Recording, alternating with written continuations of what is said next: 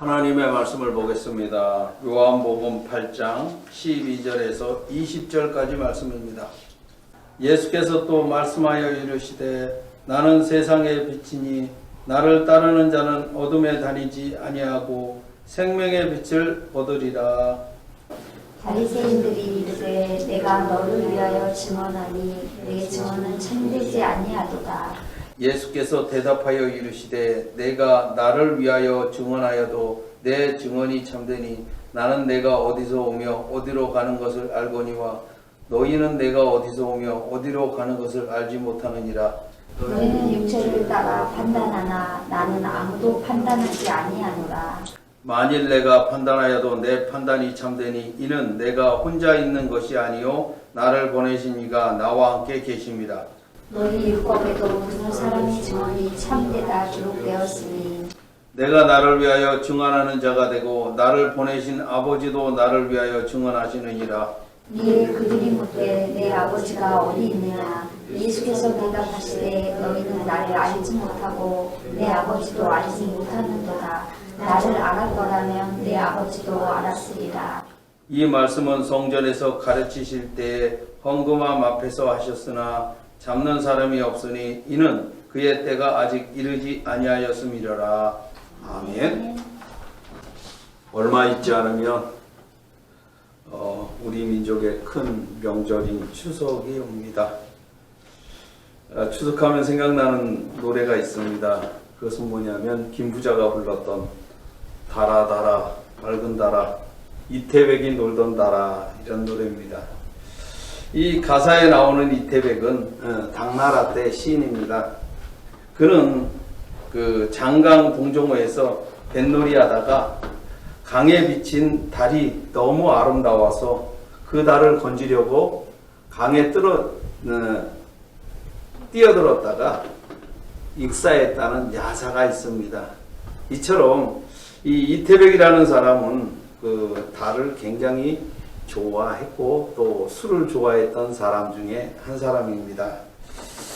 제가 왜 이 얘기를 하냐면 바로 이태백이 놀던 그 장강 동정호에 달이 떴는데 그 달에 비친 강에 비친 달이 너무나 아름다웠다 이렇게 얘기를 하는 겁니다.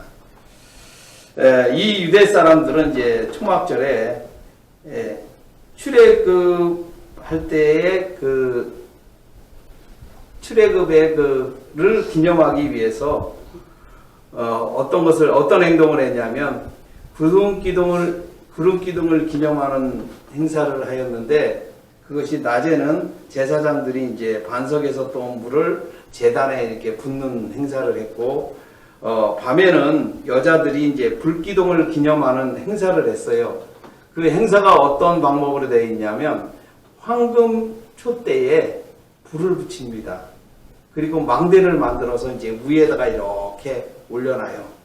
그러면 여인들이 이제 물 항아리를 머리에다가 이고 그 밑을 이렇게 지나갑니다. 그러면 어떤 현상이 일어나냐면 그 위에서 망대에서 이렇게 뭐가 비치겠어요? 항아리 물에 햇불이 비치는 겁니다. 마치 이태백이 이 강에 비친 달과 같은 그런 모습으로 거기에 비치는 거예요. 그러니까 얼마나 그 모습이 아름다웠겠는가 이런 것을 우리가 연상할 수 있습니다. 이러한 일들은 왜 이런 행사를 했냐면 바로 이스라엘 자손들이 출애굽할 때 그 가나안까지 인도했던 그 기둥이 있었어요. 그것이 뭐냐면 바로 구름기둥, 불기둥이다 이렇게 얘기를 합니다.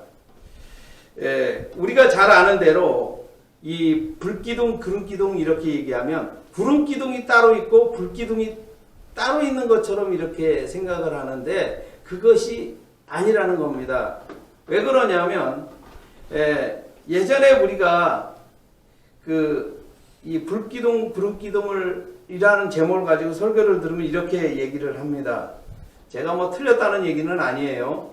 이 말은 뭐냐면 낮에는 이 광야가 더우니까 구름 기둥이 이렇게 그늘을 져줬다. 그리고 밤에는 추우니까 불 기둥이 이렇게 인도했다라고 얘기를 하는 겁니다. 그 이유는 뭐냐면 그렇게 이야기를 하면 굉장히 맞아떨어지는 것 같아요. 그런데 문제는 뭐냐면 모세가 이 출애굽기를 마지막을 마무리하면서 우리의 오해를 완전히 뒤집는 증언을 합니다. 출애굽기 40장 36절에서 38절에 보면 구름이 성막 위에서 떠오를 때에는 이스라엘 자손이 그 모든 행진하는 길에 앞으로 나아갔고 구름이 떠오르지 않을 때에는 떠오르는 날까지 나아가지 아니하였으며 낮에는 여호와의 구름이 성막 위에 있고 밤에는 불이 그 구름 가운데 있음을 이스라엘의 온 족속이 그 모든 행진하는 길에서 그들의 눈으로 보았더라. 이 말은 뭐냐면 바로 이런 내용입니다. 이 구름이 평상시에는 어디에 있냐면 성막을 덮고 있는 거예요. 덮고. 그랬다가 이 이스라엘 자손들이 이제 행진을 할 때는 이 구름이 떠올라요. 그러면 이 떠오르면 제사장들이 성막을 가지고 이제 이동을 하는 겁니다. 그러면 성막 위에 구름 기둥이 이렇게 딱 떠 있는 거예요. 이스라엘 백성들을 덮고 있는 것이 아니라 성막을 덮고 있는 것이지, 그것을 오해해서는 안 된다는 겁니다. 그리고 또 구름 가운데 불 기둥이 있었다라고 설명을 하는 겁니다. 그러니까 따로따로 존재하는 것이 아니라 구름 안에 불 기둥이 있는 거예요. 이 말은 우리가 잘 아는 대로 구름이라는 것은 무엇으로 구성되어 있습니까? 물로 구성되어 있어요. 그래서 이 불이 물 안에 있다면 어떻게 될까요? 우리가 생각하는 이 불은 태양과 같은 이 발광체가 아니에요. 태양은 발열도 하고 그 발열함으로 인해서 발광이 나타나죠. 그래서 바로 이 모세가 지금 설명하고자 하는 내용이 뭡니까? 이 불은 발광은 하는데 발열이 없다는 겁니다. 그래서 이 모세가 여호와 하나님을 볼 때에 가시덤불에 불이 붙은 것을 이렇게 보죠. 그랬을 때 나중에 이 불이 꺼지고 난 다음에 보니까 가시덤불이 다 타서 없어진 것이 아니라 그대로 있었다는 겁니다. 바로 여호와의 불은 꺼지는, 이렇게 다른 물질을 태우는 것이 아니라 태우지 않고 빛만 있는 거예요. 빛만 있다, 이렇게 얘기를 하는 겁니다. 바로 모세가 그것을 보고 이스라엘 모든 족속이 증언하였다라고 얘기를 하는 겁니다. 그러니까 우리가 생각하는 것처럼 이 불기둥에서의 불은 발열이 되는 것이 아니고 발광만 되는 것이다, 이렇게 설명을 할 수 있는 겁니다. 그 이유는 이제 계속해서 나타나는 내용이 그와 같기 때문에 그렇습니다. 그래서 여호와께서 이스라엘 자손들을 광야에서 인도하실 때 더울 때를 염려해서 구름기둥을, 추위를 염려해서 불기둥으로 인도하셨다는 것이 아니라는 것을 바로 우리가 알아야 되는 것이고, 또한 모세가 증언하는 것이고 이스라엘 자손들이 모두가 다 눈으로 보았기 때문에 증언하는 것이다, 이렇게 얘기를 하고 있습니다. 그러면서 예수님께서 자기 자신을 이렇게 증언합니다. 나는 세상의 빛이라. 12절에 보니까 예수께서 또 말씀하여 이르시되 나는 세상의 빛이니 나를 따르는 자는 어둠에 다니지 아니하고 생명의 빛을 얻으리라.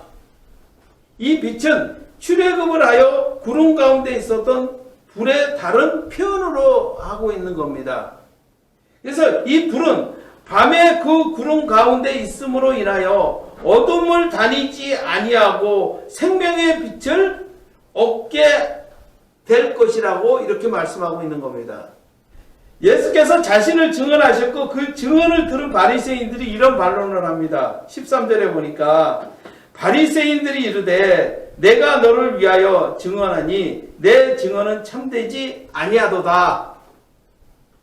이 바리새인들은 예수의 증언을 들은 이후에 참되지 아니하도다 이렇게 한 이유가 여기에 있습니다. 모세율법에 보면 본인을 제외하고 두세 사람이 있어야 증언을 할 수 있다라고 얘기를 하는 겁니다. 그래서 모세가 불기둥, 구름기둥을 설명하면서 자기 자신의 그 증언을 포함해서 뭐라고 얘기하죠? 이스라엘 모든 족속이 보았다라고 얘기를 하는 겁니다. 바로 이처럼 이 모세율법에는 두세 사람이 있어야 증인을 될 수 있습니다. 물론 자기 자신이 자기를 증언할 수는 없어요. 왜 그러냐면 자기 자신이 증언해서 거짓 증언을 한다 할지라도 이것이 죄를 물을 수가 없기 때문에 그럽니다. 왜? 자기 자신에게 유리한 쪽으로 증언하지 불리한 쪽으로 증언하는 사람은 없습니다. 그래서 바로 이 바리새인들이 모세율법을 들어서 자기 자신은 자기를 증언할 수 없다라고 얘기를 하는 겁니다. 이 반박을 들은 예수께서 내 증언은 참이라 이렇게 교훈합니다. 14절에 보니까 예수께서 대답하여 이르시되 내가 나를 위하여 증언하여도 내 증언이 참되니 나는 내가 어디서 오며 어디로 가는 것을 알거니와 너희는 내가 어디서 오며 어디로 가는 것을 알지 못하느니라. 예수께서 성육신 하셔서 오시기 전에는 성부 하나님과 함께 계셨어요. 그리고 부활 승천하신 후에는 다시 성부 하나님에게로 돌아간다고 예고하십니다. 그러나 예수께서 부활 승천을 목격하였던 제자들은 그때 비로소 조금은 이해를 합니다. 그러나 이 바리새인들은 자신들의 그 사리사욕에 눈이 멀어서 여전히 예수를 믿지를 않습니다. 그리고 또 가짜 소문을 자꾸 퍼뜨려내는 것이 바로 이 바리새인들의 모습이기도 합니다. 예수께서 성부 하나님과 친밀하심을 이렇게 또 교훈하십니다. 15절 16절에 보니까 너희는 육체를 따라 판단하나 나는 아무도 판단하지 아니하노라. 만일 내가 판단하여도 내 판단이 참되니 이는 내가 혼자 있는 것이 아니요 나를 보내신 이가 나와 함께 계심이라. 이 바리새인들은 사람들을 판단할 때 외모를 보고 판단을 합니다. 그러다 보니까 공의가 흔들릴 수가 있는 겁니다. 우리 역시 마찬가지예요. 어떤 다른 사람들을 판단할 때 외모를 보고 판단을 하지요.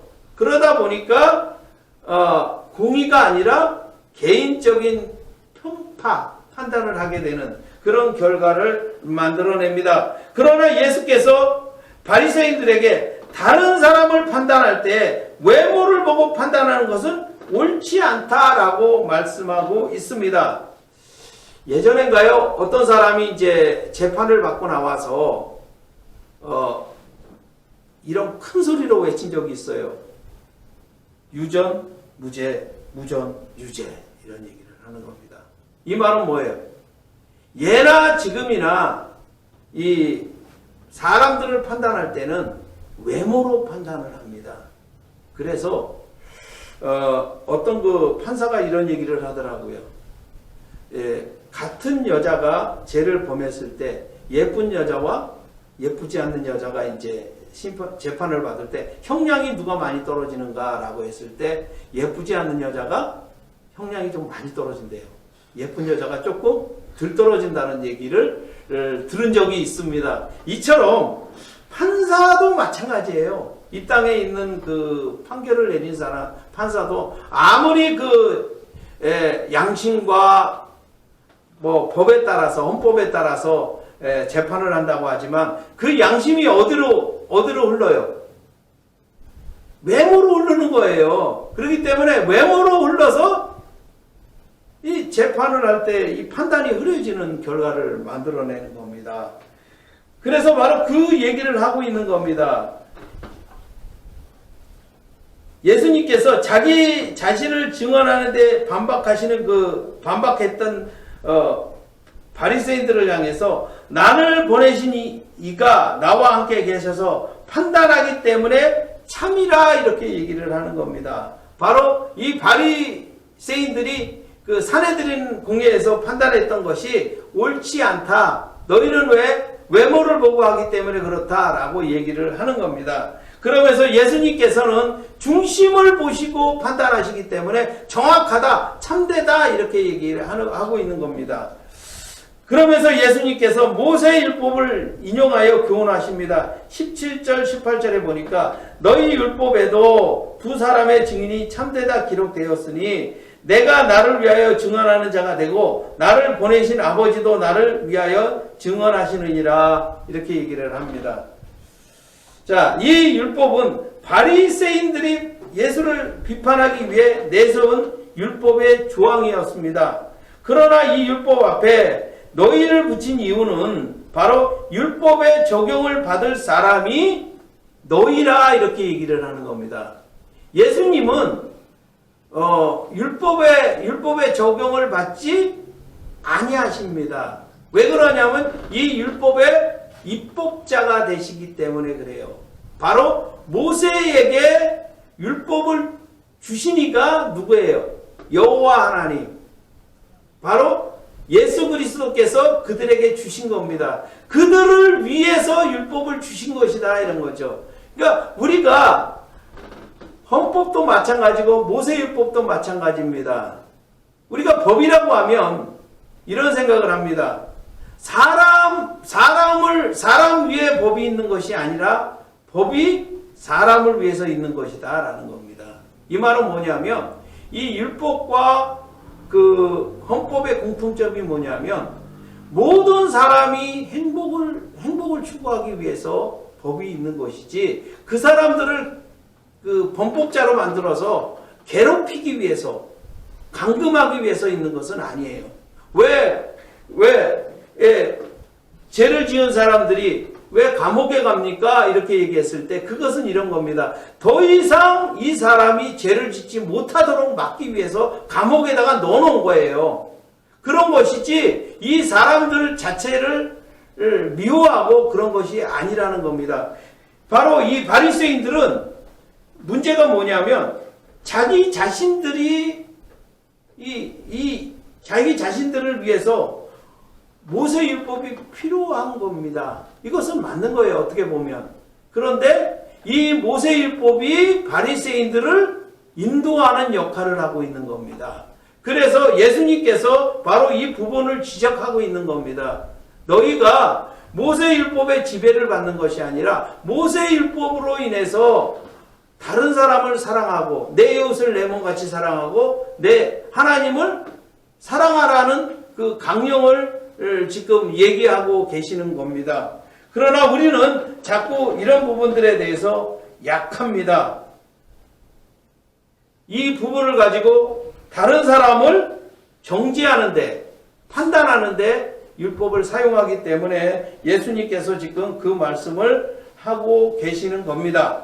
그러면서 하나님께서 모세를 통하여 이스라엘 자손에게 율법을 주셨다는 것을 일깨워줍니다. 그러면서 예수님께서 율법 아래 있지 아니하셨지만 모든 인류를 구원하기 위해서 이 땅에 오신 이유가 거기에 있어요. 그 말은 뭐냐면 바로 모든 율법을 완성하기 위해서 오셨다라고 얘기를 하는 겁니다. 그뿐만 아니라 예수님께서 이 땅에 오셔서 바리새인들에게 그 율법의 논쟁을 자꾸 일으키는 내용들이 나옵니다. 그러면서 왜 이런 부분이 자꾸 나오냐면 율법의 올바른 실천 방법을 그들에게 교훈하기 위해서라 이렇게 얘기를 하는 거죠. 그러므로 우리는 늘 이런 부분들에 대해서 우리가 좀 생각해보고 율법에 대해서 우리가 많은 교훈을 받아야 되는 이유가 거기에 있습니다. 그러면서 예수께서 자기 자신을 증언하였지만 바리새인들이 내 아버지가 어디 있느냐 이런 반문을 합니다.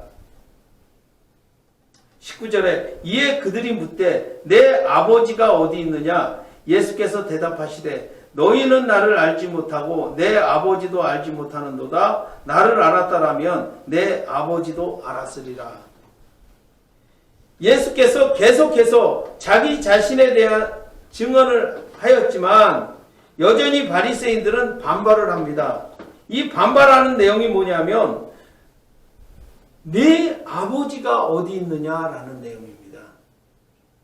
이 유대인들은 자기 자신들을 이렇게 얘기했어요. 어떻게 얘기하냐면 하나님의 자녀다라고 얘기를 합니다. 그리고 하나님에 대해서 나의 아버지다라고 얘기를 합니다.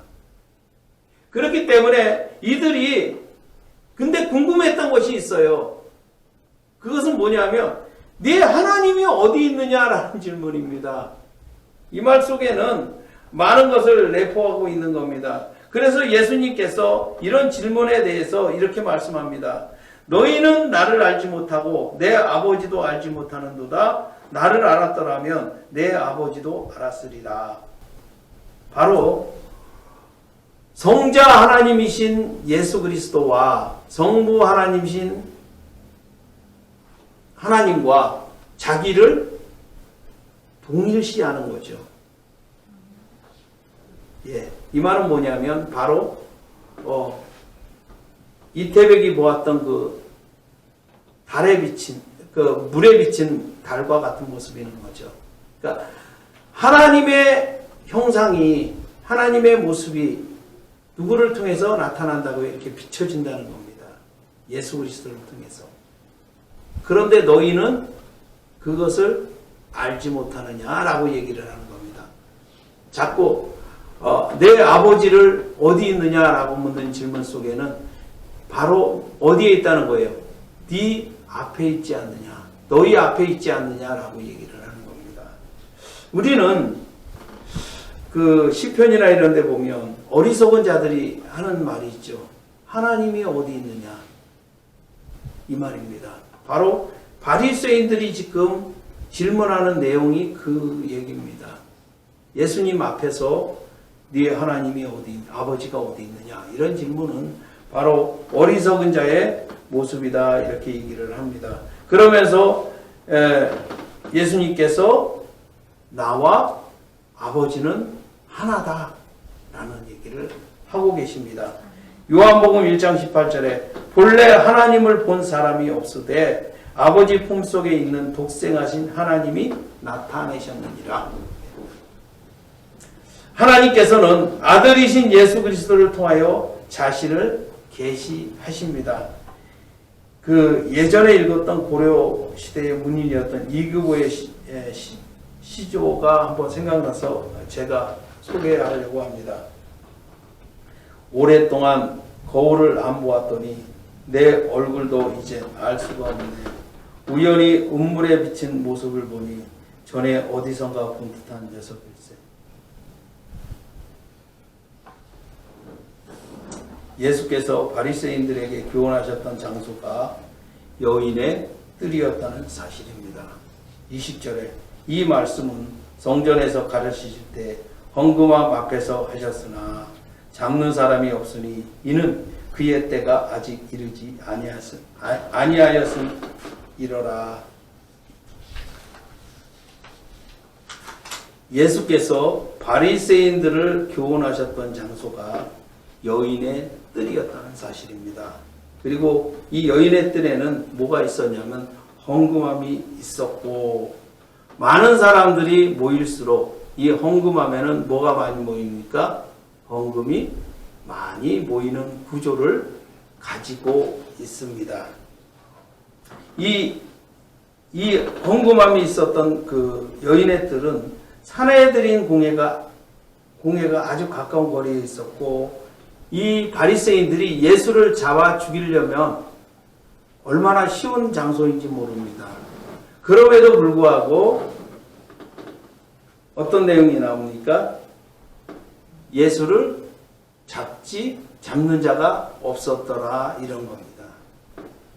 예수께서 바리새인에게 교훈하셨던 장소가 헌금 앞에서라고 기록이 되어 있습니다.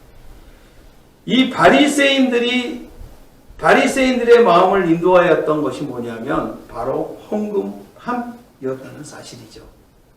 왜 그러냐면 이들은 모세율법을 준수하는 자다, 또 하나님을 사랑하는 자다, 이렇게 얘기했지만 그들을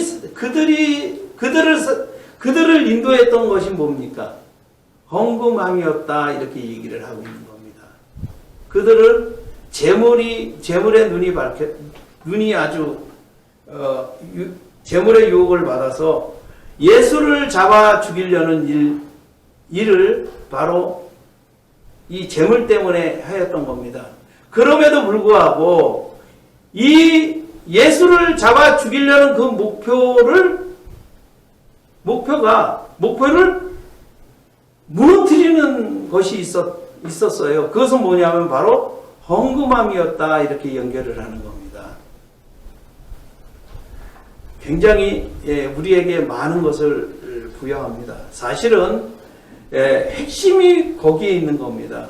헌금함 앞에서 바리새인들이 교훈을 받았고, 또 예수를 죽이려고 하였던 마음이 없어진 것이 바로 헌금함이었다라고 얘기를 하는 겁니다.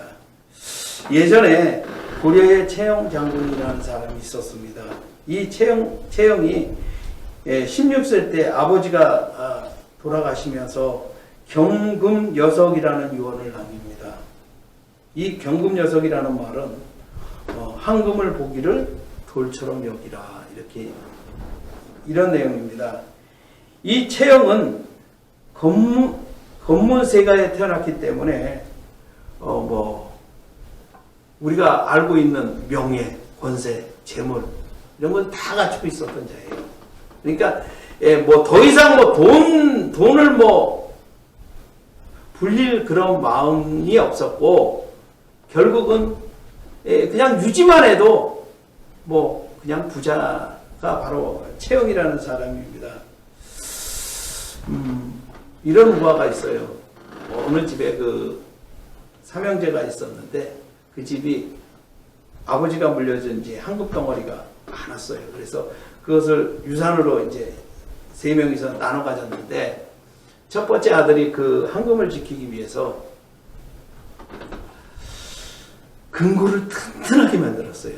그런데 얼마 있다가 금고를 다 부시고 도둑놈이 훔쳐갔어요, 그거를.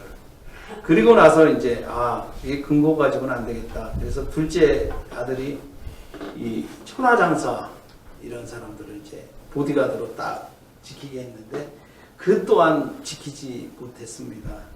이제 세 번째 아들이 이게 도저히 지킬 수 없기 때문에 이제 이것도 안 되고 저것도 안 되니까 하는 얘기가 뭡니까? 바로 경금여석이라는 말을 아이들을 통해서 이제 자꾸 퍼뜨립니다. 바로 황금을 보기를 돌덩이처럼 여겨라, 이렇게 얘기를 하는 겁니다. 그러니까 사람들이 다 거기에 다 쏘가 넘어가는 거죠. 그래서 그 셋째 아들에 있는 금을 훔쳐가지 않고 보존했다는 얘기를 하는 겁니다. 어찌 보면 이 채영의 아버지가, 저는 이렇게 한번 봅니다. 왜 아들에게 황금을 보기를 돌같이 여기라고 했을까요? 그것은 바로 이런 소문을 자꾸 내야지 있는 재산을 지킬 수 있다라는 것을 이야기하고 싶었던 겁니다. 그렇게 한번 보고 싶어요, 저는. 왜 그러냐면 이 황금이 너무 귀하잖아요. 그렇기 때문에 이 황금이 결국은 사람을 이상한 데로 인도하기 때문에 그렇습니다. 그래서 예수님께서 재물을 시험을 이길 수 있는 방법은 없다라고 말씀합니다. 그래서 예수님께서 어떻게 인도하십니까? 구름기둥, 불기둥으로 내가 너희를 인도할 수밖에 없다라고 얘기합니다. 저는 가끔 이런 생각을 해봅니다. 이 설교를 하면서 앞에다가 이렇게 적어요. 몰랐는지 모르겠지만. 뭐라고 적혀 있어요? 서로는 간단하게, 사족은 금시하고, 시선은 주의하고, 시선주의라는 거죠. 양쪽으로 이렇게 골고루 보라는 얘기입니다. 이렇게 적어놔요. 그럼에도 불구하고 설교가 시작되면 흔들려요. 그죠? 제가 왜 이 말을 강조하냐면 바로 이런 겁니다. 우리가 이 세상을 살아가면서 그 채영의 아버지가 채영에게 황금을 보기를 돌같이 하라고 얘기하면서 그것을 얼마나 강조를 했는지 이 채영이라는 사람이 그가 72세에 이제 이성에게 이제 살해를 당합니다. 그때까지 뭐 살 만큼 사는 거죠. 그때 72세면. 그러면서 그가 이 말을, 이 네 글자를 가슴에다가 새기고 허리띠에다도 새기고 옷에 이렇게도 넣어가지고 다녔다는 얘기입니다. 우리가 참 유혹을 받을 때 굉장히 어렵습니다. 그래서 자꾸 되새겨야 돼요. 네. 쓰고 이렇게 해서 되새겨야 됩니다. 그래도 어렵습니다. 바로 예수님께서 그것을 말씀하시는 겁니다. 너희가 헌금 앞에서 지금 교훈을 받지만 이것이 실천에 옮겨지리라고는 생각하지는 않는다라는 얘기입니다. 그래서 그들이 곧바로 행동이 나타나는 겁니다. 예수님께서 지금 교훈하실 때 사람들이 부름대처럼 몰렸을 겁니다. 그래서 이 헌금함에 헌금이 많이 모였을 거예요. 제 추측입니다. 그랬을 때 이 바리새인들이 생각할 때 예수님은 아직 뭐 할 수 있다? 헌금을 채우기 위한 수단으로 보았다는 겁니다. 그래서 예수를 죽이려고 하는 기회가 생겼지만 죽이지 않았던 거예요. 우리 모두가 다 어떻습니까? 아직 예수를 믿는다는 것이 이 바리새인들과 같이 헌금함 앞에서의 모습은 아닌가 이런 생각을 한번 해보시기 바랍니다. 우리가 재물을 얻기 위해서, 권세를 얻기 위해서, 명예를 얻기 위해서 예수를 믿는 것이 아닌가 이런 겁니다. 예수님은 바로 그렇게 말씀하시지 않죠. 내가 세상의 빛이라. 내가 세상의 생명이라. 생명의 빛이라 이렇게 말씀하는 겁니다. 그러므로 우리 모두가 다 이런 겁니다. 예수 그리스도를 보면서 하나님을 보아야 되는 겁니다.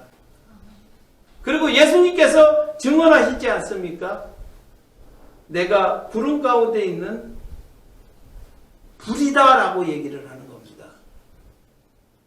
너희는 바로 하나님으로부터 오는 하나님의 뜻을 받들어 나는 그것을 비추는, 빛을 발하는 자에 불과하다라고 얘기를 하는 거예요. 나는 어디서 왔다? 아버지로부터 왔다라고 얘기를 하는 겁니다. 우리 모두가 다 마찬가지예요. 우리는 하나님의 자녀입니다. 하나님의 자녀들은 하나님으로부터 오는 빛을 받아서 다른 세상 사람들에게 비추는 반사체에 불과한 것입니다. 너희는 그와 같은 역할이에요. 그렇기 때문에 우리가 다른 사람이 볼 때 우리를 통해서 예수 그리스도를 보는 겁니다. 하나님을 보는 것이라는 것을 잊어서는 안 됩니다. 그리고 우리 모두가 다 생각하지만 이 재물이라는 것에 대해서 굉장히 흔들려요. 다. 그리고 뭐 이 배물뿐만 아니라 모든 유혹에 다 흔들립니다.